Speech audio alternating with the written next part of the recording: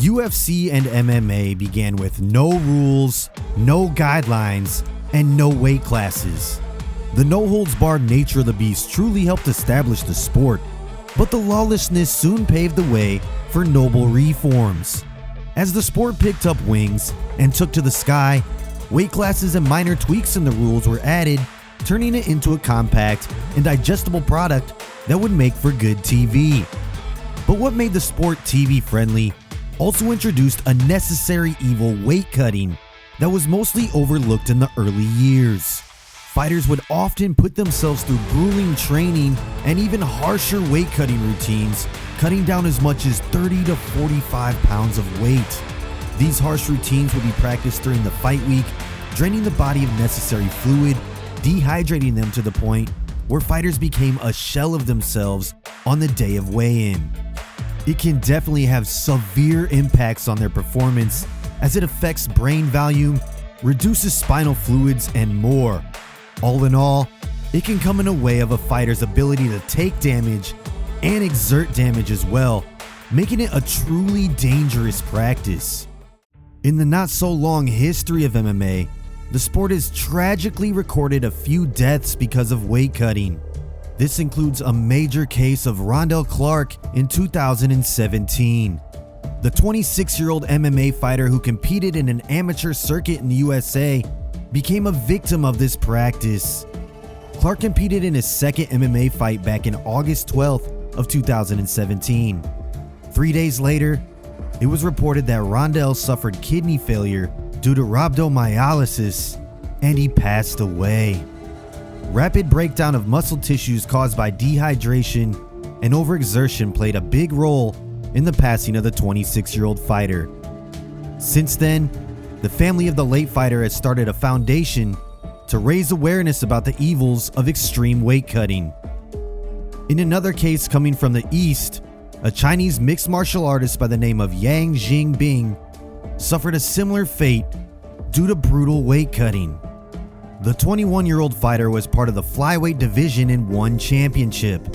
Bing was scheduled to compete against Jorge Eustaquio at One Spirit of Champions in the Philippines, but unfortunately, things took a drastic turn for much worse as Bing struggled to make weight and was rushed to the hospital due to severe dehydration and a heat stroke. Tragically, Bing never recovered from those issues and passed over the course of the next few days. This prompted the organization to make serious changes in the sport, which were rolled out over the next few weeks. Both MMA giants have introduced massive changes in the sport to combat weight cutting issues, and it brings us back to our topic at hand. Why do fighters cut so much weight? Before we dive into the meat of the topic at hand, we first need to understand why weight cutting exists. Much like boxing, MMA also has a number of weight classes, as size and weight can play a huge role, but skill level is mostly around the same level today. This is where weight cutting takes center stage. Fighters cut down a lot of weight to reach a weight class where they can be at an advantage in terms of size. Since the entire sport is based on this principle, fighting at your natural weight class is out of the question. Prime example for this would be Alex Pereira and Conor McGregor. Alex's walking around weight outside of a fight camp is over 220 pounds.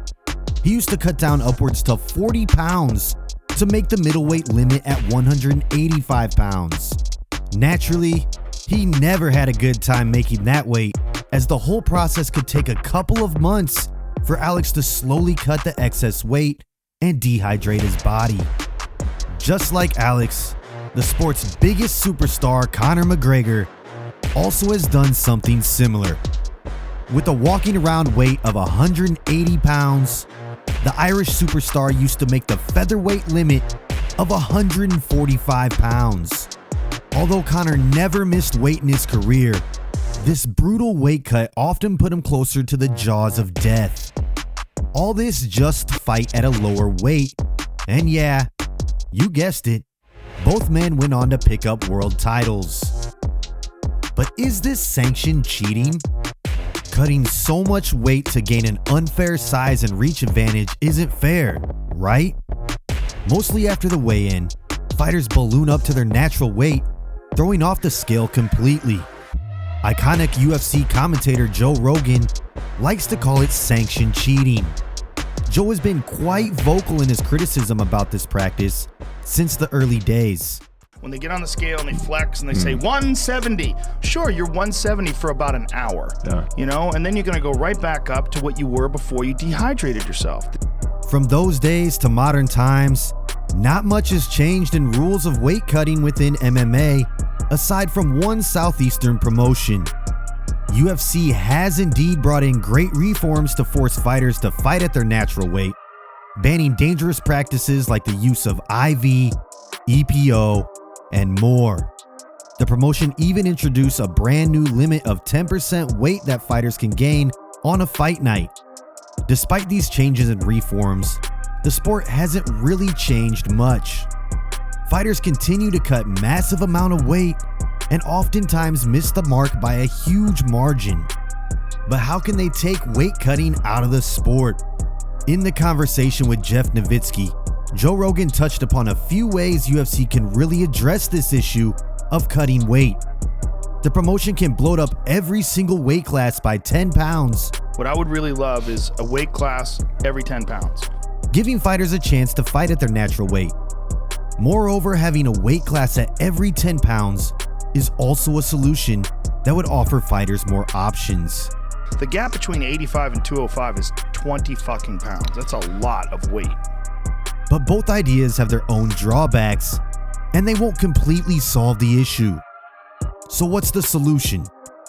The answer may lie in the Eastern MMA giant ONE Championship.